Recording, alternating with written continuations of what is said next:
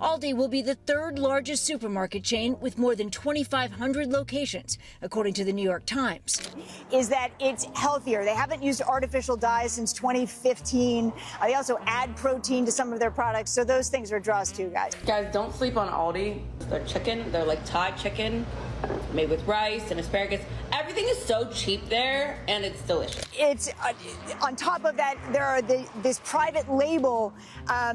It's 90% of what they have in the store. Imagine you're on deployment and your rations look fine on the outside, but the moment you tear them open, the contents are soggy, tasteless, and barely edible. That's exactly the kind of trap hidden in Aldi's freezer aisle. One item there promises exotic culinary firepower, but delivers the equivalent of wet cardboard in the middle of an operation. Which product is it, and why does it fail every time soldiers on the home front test it? Stick around. We'll break down the good, the bad, and the tactical wins you can actually depend on from Aldi. Before we move on, I'd like to ask you a small favor. If you appreciate this content, please take a second to like this video and subscribe to the channel. Over 98% of you watch the videos without subscribing. It costs you nothing, but it makes a huge difference to us. So did you click the subscribe button? Great, thank you so much. Now back to the video. What happens when your supply line gets compromised by weak, substandard gear? Anyone who has packed for a mission knows that you can't afford to carry dead weight. With store visits up more than 7% in recent months and plans to open more than 200 stores this year. That's a quarter. Betty Jo Melvin, you'd be hard-pressed to find a bigger fan of an Aldi's than my mother. She's been on the Aldi's more than a decade. She's always at Aldi, if you see this, God bless you, because you are really helping me work on a budget as far as my groceries. In the same way, Aldi's grocery aisles can be filled with items that look dependable, but collapse the moment you put them under pressure. On paper, they appear solid, but once deployed at the table, they feel like rations swapped out with fakes.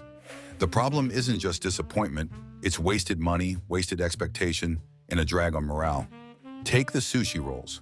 They arrive in clean packaging, the kind that promises something precise and carefully made. But when opened, the rice clumps. The texture goes limp, and what looked like a fresh unit in the field performs like ammunition that refuses to fire.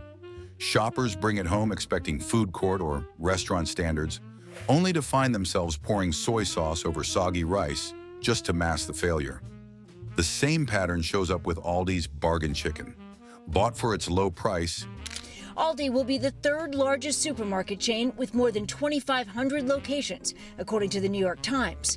Is that it's healthier. They haven't used artificial dyes since 2015. They also add protein to some of their products, so those things are draws too, guys. Aldi has developed a cult following, with nearly 4 million members in a fan-created, Aldi-loving Facebook group. it goes into the pan large and promising, but cooks down into rubbery strips once the injected water seeps out.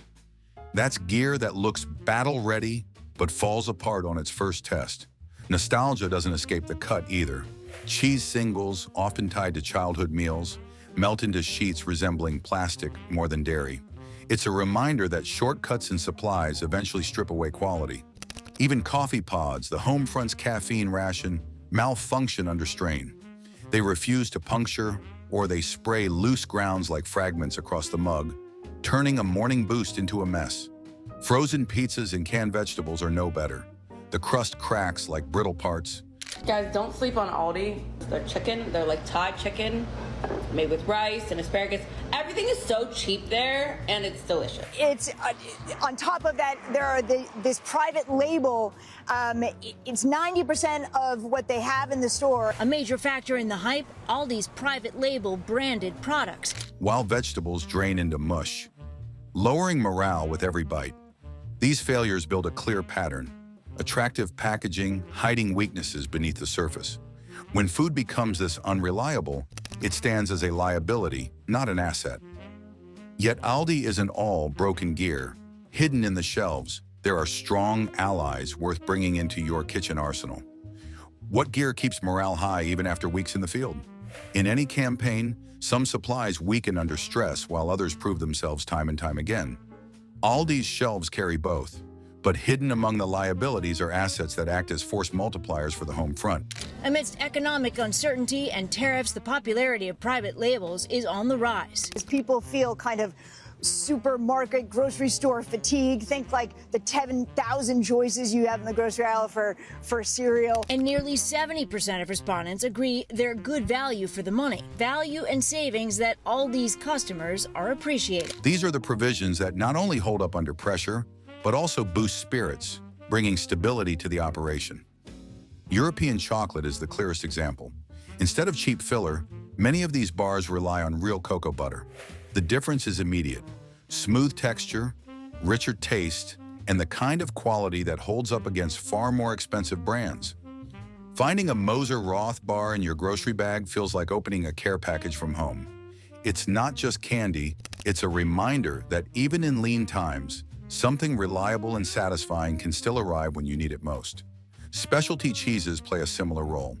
Brie, Gouda, and aged selections that echo the real thing sell here at a fraction of the usual cost. In recent surveys, more than 85% of shoppers have switched to private label products for at least some of the items they regularly purchase. Yeah, there are a couple of other kind of quirky things about this store. First of all, it's actually smaller in size, and they say that that is an added value because they may not carry the exact pedigree of imported cheeses, but they bring enough authenticity to hold their own.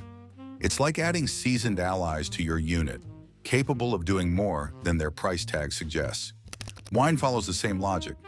Bottles under the Winking Owl or Specialty Selected label often overperform, providing a clean, consistent taste. They are anchors during holidays or casual dinners, fueling gatherings with the same steady confidence as strong supply lines holding a forward post.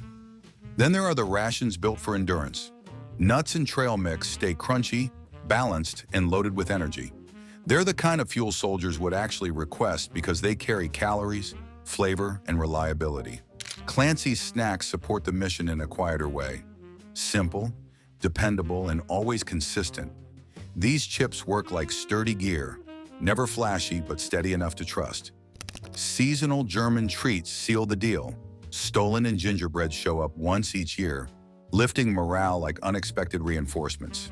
These are the assets worth stockpiling. Aldi's shelves form two very different supply lines.